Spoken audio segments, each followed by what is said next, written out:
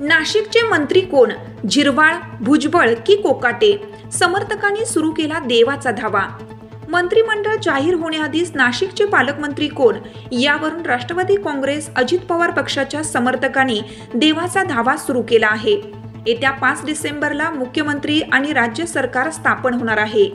याबाबतच्या हालचाली गतिमान झाल्या आहेत. मंत्रिमंडळात कोण असेल याविषयी उत्सुकता वाढत आहे. नाशिकमध्ये राष्ट्रवादी काँग्रेस अजित पवार पक्षाच्या समर्थकांना त्याबाबत मोठी उत्सुकता आहे. मंत्रिमंडळात कोणाला स्थान मिळणार, अनेकांना मोठी उत्सुकता लागून राहिली आहे. नाशिक जिल्ह्यात 15 पैकी 14 आमदार हे महायुती समर्थक आहेत. त्यामुळे मंत्रिमंडळात कोणाला लॉटरी लागेल याबाबत अनेक नेत्यांचे समर्थक अस्वस्थ आहेत.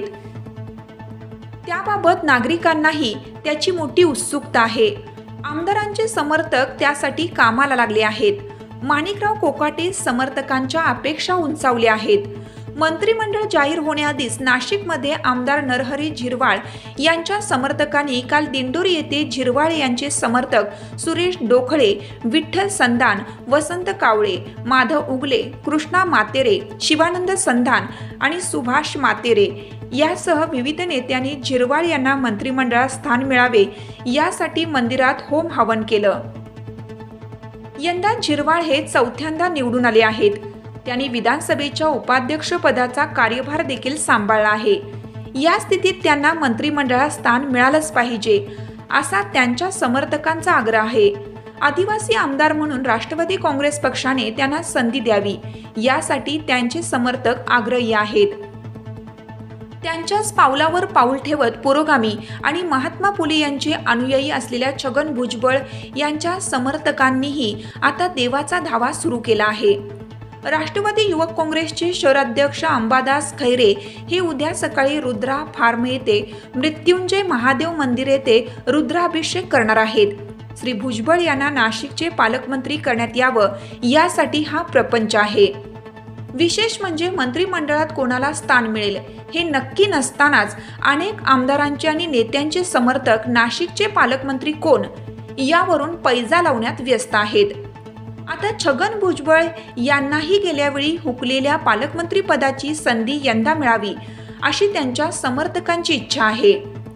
राष्ट्रवादी काँग्रेस अजित पवार पक्षाचे नेते आणि उपमुख्यमंत्री अजित पवार यांनी विधानसभा निवडणुकीच्या प्रचारात सिन्नर येथे आमदार माणिकराव कोकाटे यांना मंत्रिमंडळात स्थान मिळेल, राज्याच्या सरकारमध्ये महत्त्वाची जबाबदारी देण्यात येईल अशी घोषणा केली होती.